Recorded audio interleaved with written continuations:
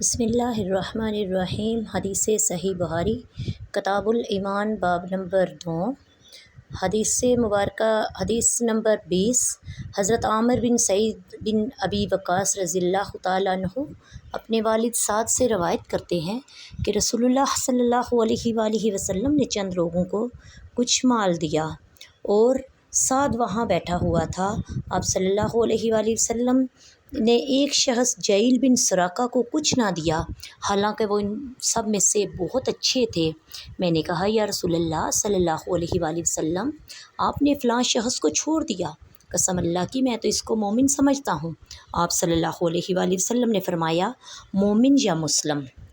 تھوڑی دیر خاموش رہنے کے بعد میں نے دوبارہ عرض کیا، آپ نے فلاں شخص کو مال کیوں نہیں دیا؟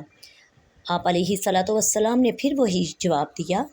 پھر تھوڑی دیر کے بعد آپ خاموش رہنے کے بعد میں نے تیسری بار وہی عرض کیا۔ رسول اللہ صلی اللہ علیہ وآلہ وسلم نے پھر وہی جواب دیا اور فرمایا، اے سعد، میں باوجود کسی کو اچھا سمجھنے کے اس کو مال نہیں دیتا، اس لیے کہ کہیں اللہ اس کو اوندہ منہ دوزخ میں نہ دھکیل دے۔ وما علینا الا البلاغ المبین۔ السلام علیکم ورحمۃ اللہ وبرکاتہ۔